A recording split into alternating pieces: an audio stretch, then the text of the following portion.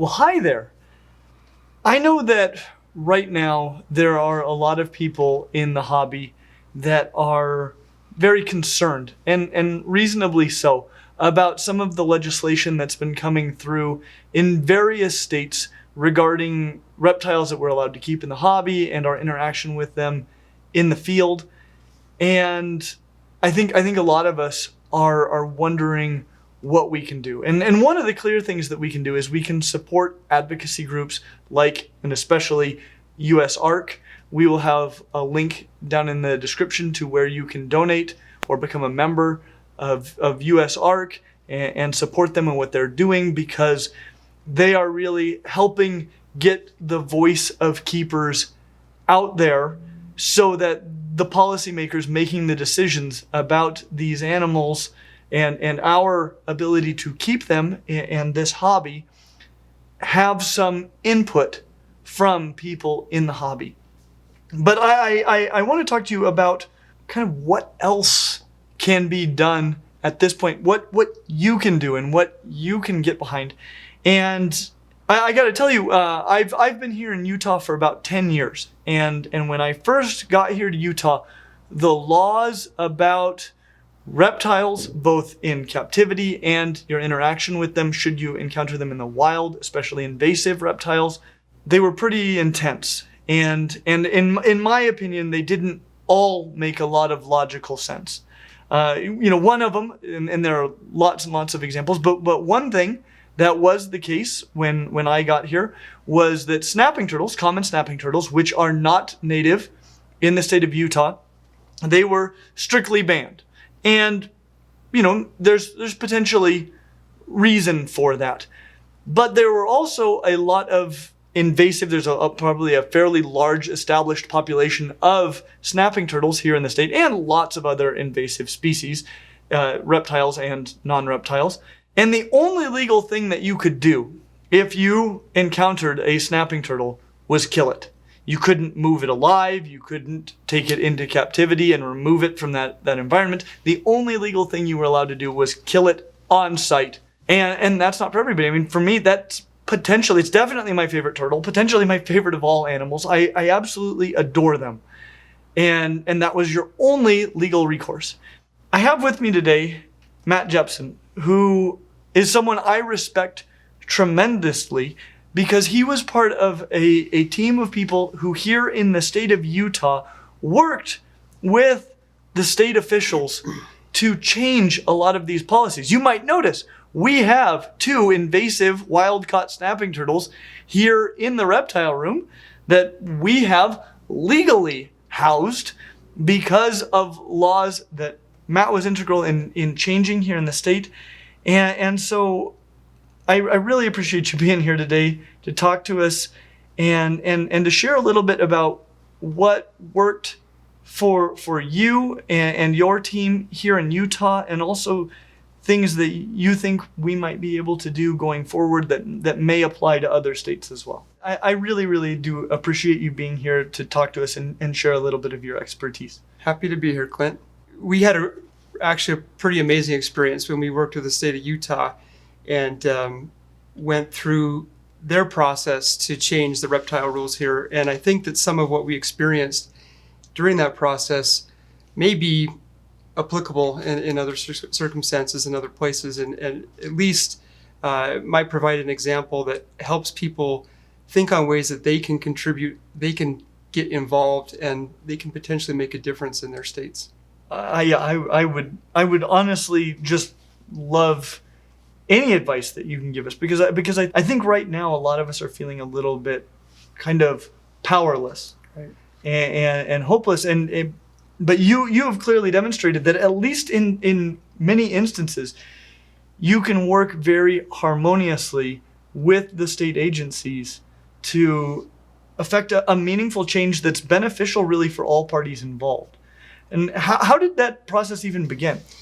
Yeah, so timing is very important, right? And the right people it's critical to have the right folks at the table. And what happened in our case was that there had been a round of regulation changes a few years prior, those regulations were extremely onerous, very burdensome. They were 30 plus pages long, very difficult to understand, and really it made life difficult for not only herpetoculturists, the keepers, but academics. It was known that Utah was one of the worst states to be able to get permits, to be able to do studies, to be able to really do research, because there were so many hoops and it was just so complicated.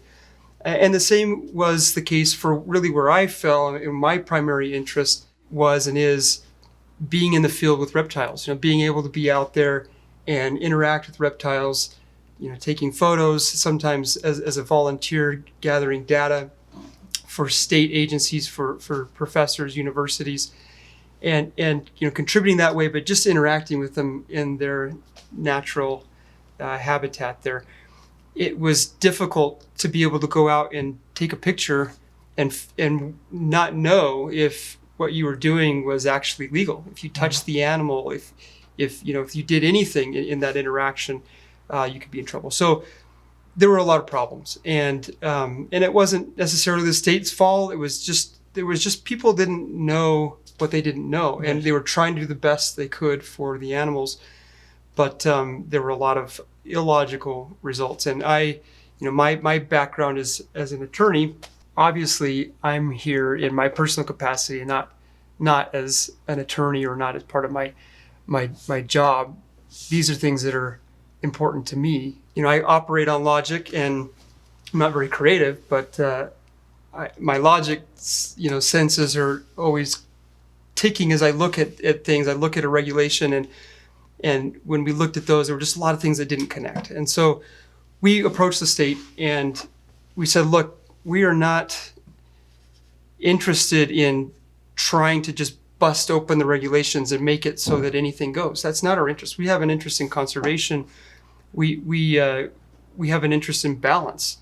We think that it's important for these things to make sense, so people can interact with the resource. People can keep them within reason, and you have native species, you have exotic species, and we just think that the balance isn't there. And so we approach them with that viewpoint, and we also approach them with a group that represented these different interests and these different areas of expertise. So we had academics that we brought with us, folks involved directly in conservation, and very geared towards conservation of native species. We brought with us individuals who were interested in keeping both native and exotic animals, and we brought with us, and I was there myself, individuals that want to interact with these animals in the field. So we had others too, but that's kind of a little bit of a cross section. We came to them and we said, look, we want to help. We want to understand what you're up against, what you have, what you're dealing with, what pressures you face, what your interests are, what your motivations are. And of course, there was conservation in there. There were politics in there, of course, involved as well. And then there were uncertainties and the desire to be conservative where they didn't know.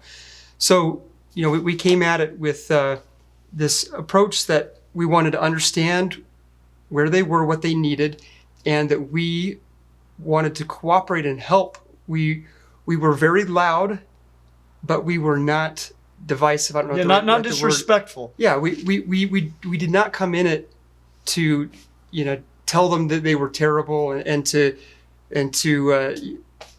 scream and shout in a meeting, because that is just not productive. Yes. Instead, we came and said, look, we think we have information that can help you. And once we understood where they were coming from, we could give that information in a way that I think was very effective and very useful to them, and resulted in those regulations being cut in half, which in and of itself is nothing. But what that really represented was a drastic simplification of the regulations in this state, and made it easier for everyone. In addition to just the reduction and the simplification, though, we got a lot better results. There was still balance, and it still isn't perfect. There's still things to work out, with venomous and things like that folks still have some disagreements on. But we got a result that allowed for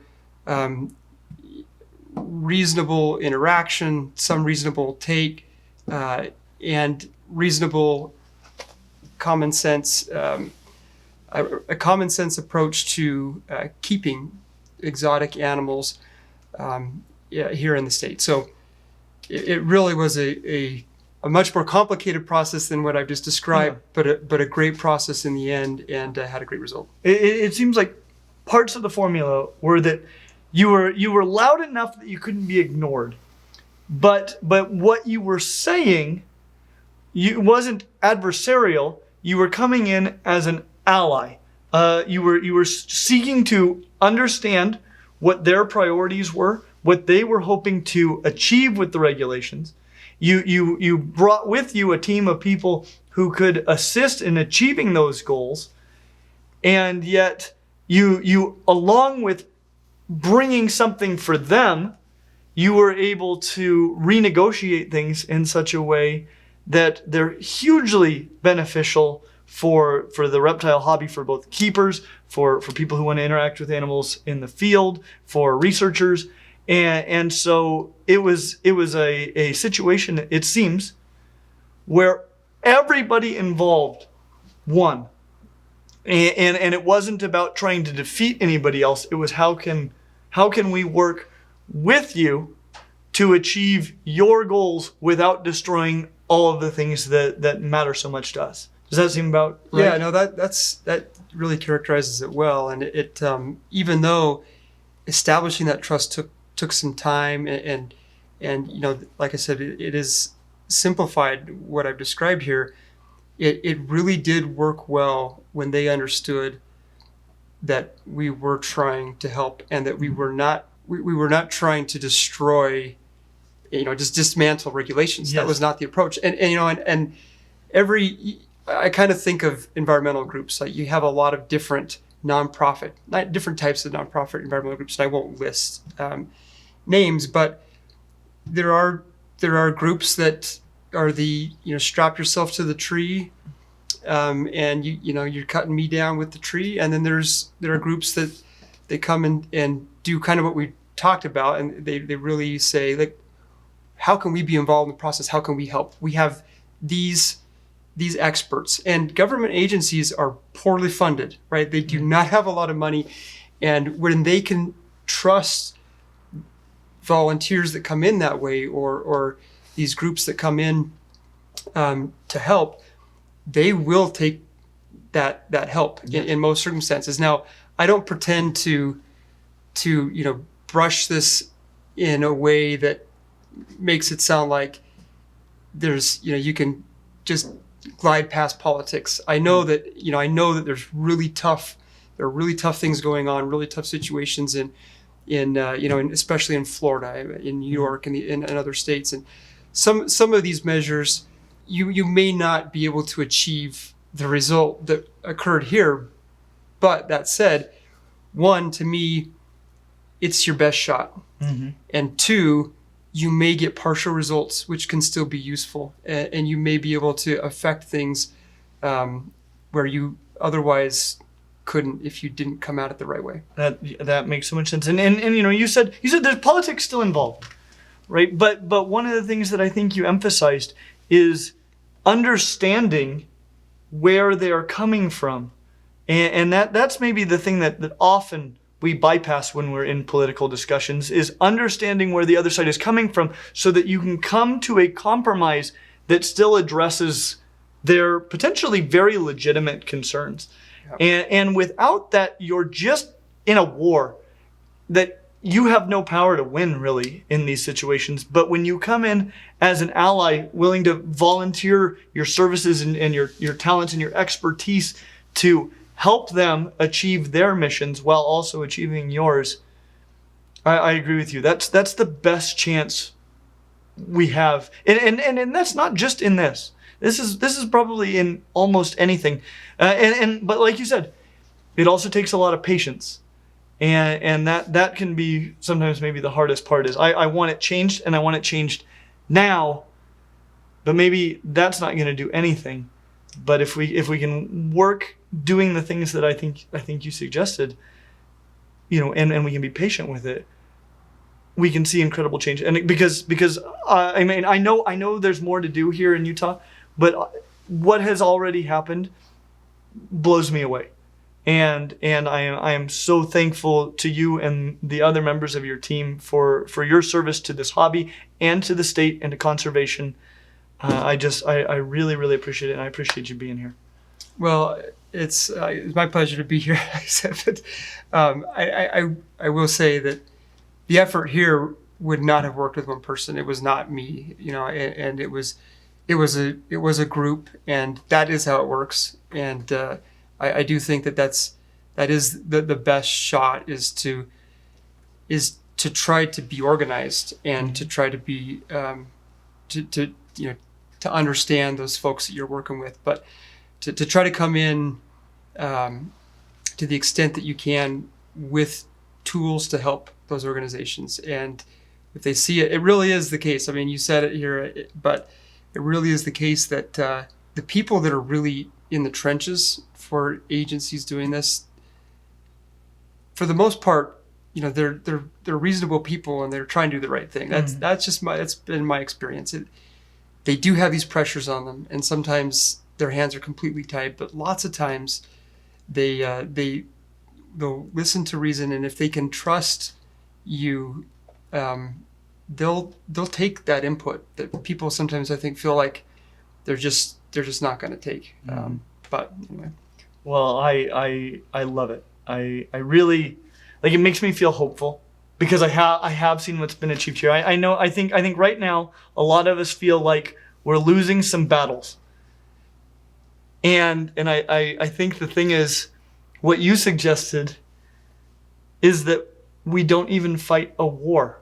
We come in on the same side and work together to achieve our goals. Because like in the case of Florida here, what they're wanting to achieve is a noble goal. And maybe we can work together to achieve that goal without sacrificing everything that means so much to us. Right. Yeah, no, I think that's definitely the case. And when you look at Florida, just for a minute, I think that, as you said, you can look at the foundation of what they're after and say, well, of course, right? Mm-hmm. And then it's really easy to then take the next logical step and say, well, you should go after cats, because a tegu versus a cat, statistically, the domestic cats are absolutely doing more harm, right? But there's no way that's going to happen by orders of magnitude. And it's easy to look at those things and we raise them. We know that that'll never change anything, and sometimes we just see those illogical results, and it's so frustrating that we just want to shoot, we just want to attack. Mm-hmm. It's battleship, because we don't understand what's on the other side. We have we can see what we think is the way it should be, and we're just throwing stuff across. And if we don't know what they're up against, and we don't understand what they think they're doing and how they think it's going to be successful, it really is. It's not going to be effective, and it isn't. It breeds more animosity, and that's part of what was going on here. The relationships had gotten so bad that there was no way. I mean, we really had essentially just to dismantle. And I came in. I talk about timing, right? I moved into the state I had moved in about a year before, maybe even less than that, this started. And so I was someone who they didn't know. There was no history with. Mm-hmm. And I came in and I just say, hey, I just want to understand you guys. And sat down with them initially. And it's funny because even in that circumstance, we had misunderstandings at the outset. I said, I just want to war game things with you. Okay? And one of the people there that was in charge of the regulations, she heard that and we finished that meeting and she didn't call me back for weeks. I think it was even months. And I'm like, hey, we had a good conversation. It was just very brief. We were just starting into things. I want to continue the conversation, and no response. Finally, I went over her head and I went up the chain and I said, look, these are some ideas that I have, and I know your process a little bit, and I know that, you need to to hear me out, and I think that what I'm asking for is reasonable. And they went to her and they said, you know, you need to have this meeting. And then she came back in our next meeting. She said, well, I just heard you say war game. And I thought that sounded like you wanted to fight. I was like, well, you know, I used to work for the Army Corps of Engineers, and like that was a term we used all the time, right? But little things like that, and that was to like work together. That's what I meant by it. Yeah. But she misunderstood me, and so it can be really small things that can cause these misunderstandings. But the main point is that you can't go in at a 90-degree angle. You won't have any traction, and your best shot is to try to jump on the train, right? Run alongside it, jump on it, and say, I got some stuff. Let us show you what we have. Let us help and help them see that you're coming at it in a balanced way. What an amazing perspective. I thank you again. I can't thank you enough. It's enlightened me, and I hope this is helpful for a lot of you as you're looking for what you can do. Patience, right? Patience.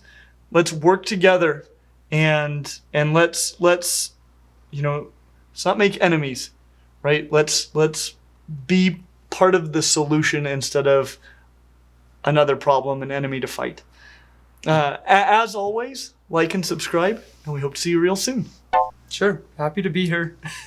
Sorry. There's a good cut right That there. was Right? a one take. Happy to be here, Clint. You got it? Yeah. That's beautiful. It won't all be this bad. You ready for your B-roll, Matt? Oh yeah. Get him. Listen personal. Eat some food. Yeah. Get the macro out. We want to see every pore. Pull out that ring neck. That could be the B-roll. Right? Yeah.